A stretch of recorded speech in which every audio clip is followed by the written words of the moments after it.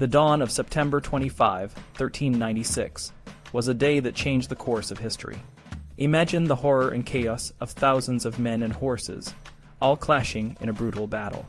Blood splattered the ground, and the air was thick with the stench of death. This was the Battle of Nicopolis, a clash that saw the end of a grand crusade and the beginning of Turkish dominance in Europe. It's a story of pride, arrogance, and the devastating consequences of ignoring wisdom and strategy. The Crusaders, led by the French nobility, were determined to drive the Turks out of Europe. They saw themselves as the champions of Christendom, the bravest and most honorable warriors of their time. However, their confidence was misplaced, and their actions were reckless. The French knights, in particular, were so eager to prove their valor that they disregarded the advice of the more experienced King Sigismund of Hungary. Sigismund, who knew the Turks well, proposed a cautious and strategic approach. He suggested that the Wallachian foot soldiers should engage the Turkish vanguard first, a group of poorly trained conscripts sent to tire out the enemy. This way, the French knights, who formed the front line, could enter the battle fresh and in full strength. It was a sound plan, but the French knights, led by Jean de Nevers and Jean Boucicaut, were not interested in waiting. Nevers and Boucicaut were young, ambitious, and brimming with a sense of chivalric honor. They believed that the true honor of battle lay in being the first to charge, not in following a plan. When Sigismund suggested that the French should wait, Nevers and Boucicaut saw it as a personal insult. They were not there to play second fiddle. They were there to lead and to show their courage. In their minds, any delay was a dishonor to their chivalric code. The disagreement came to a head when Sigismund sent a message that the Turkish Sultan, Bajazet, was within 6 hours' march of Nicopolis. The Crusaders, who were carousing at dinner and drunk on wine, rose in disorder. Some laughed off the warning, others panicked, and some hastily armed themselves. In the confusion, a terrible and inhumane act was committed. The prisoners of Rachawa, who were schismatics and infidels, were massacred.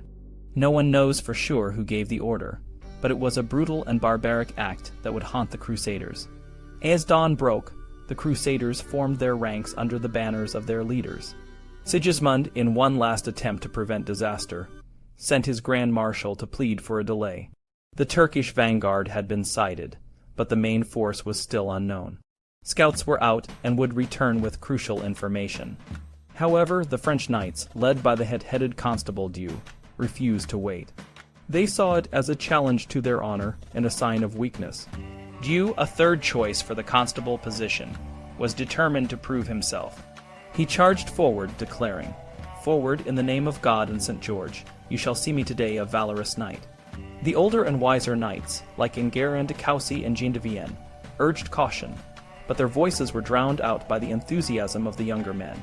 The French knights, with their brilliant armor and war horses, rode forward, believing they would easily overcome the Turks. The initial charge was successful. The untrained Turkish conscripts were easily routed, and the French knights pushed forward, their blood pumping with the thrill of victory. However, they soon encountered the trained Turkish infantry, who were prepared with sharpened stakes and lethal arrows. The stakes impaled horses, and the knights were forced to dismount and fight on foot. Despite the obstacles, the French managed to break through and drive the Turkish infantry back.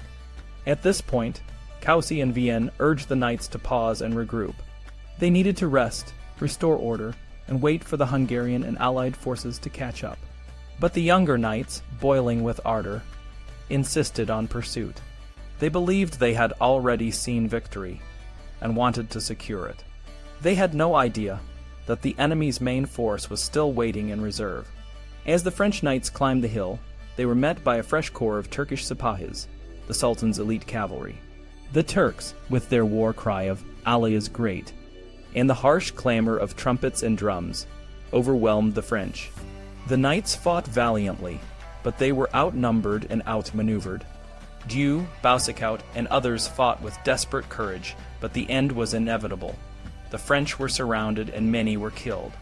The banner of Notre Dame, held by Admiral de Vienne, fell, and he was struck down and slain. The remaining French knights, including Nevers and Coucy, were captured. The Battle of Nicopolis was lost, and the defeat was complete. The Turkish victory had far-reaching consequences. It ensured the Turks' hold on Europe, led to the fall of Constantinople, and sealed the fate of Bulgaria for the next 500 years. The Crusaders' equipment, provisions, and banners were all taken by the victors. The damage to Christendom was immense. The aftermath was even more horrific.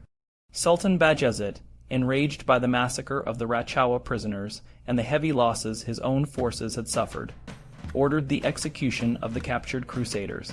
Thousands of prisoners, bound and naked, were brought before him and decapitated. The heads of the French nobles fell one by one, and their bodies were left to rot on the battlefield. The survivors, including Nevers and Causi, were forced to watch the gruesome spectacle. The Battle of Nicopolis was a stark reminder of the dangers of pride and arrogance. The French knights, blinded by their chivalric ideals, ignored the wisdom of their allies and the reality of the enemy. They believed in their own invincibility and paid a terrible price for their overconfidence. The defeat was not just a military loss, it was a moral and strategic failure that had lasting consequences for Europe. The Crusaders of 1396 started with a noble goal, but their actions were driven by a dangerous mix of pride, vanity, and a romanticized view of chivalry. They ignored the lessons of the past and the warnings of the present, and their reckless decisions led to disaster. The Battle of Nicopolis is a cautionary tale about the importance of humility, strategy, and the value of listening to those with more experience. It is a reminder that the road to glory is often paved with the bones of the fallen, and that true honor lies not in the first charge but in the last, when the battle is won or lost.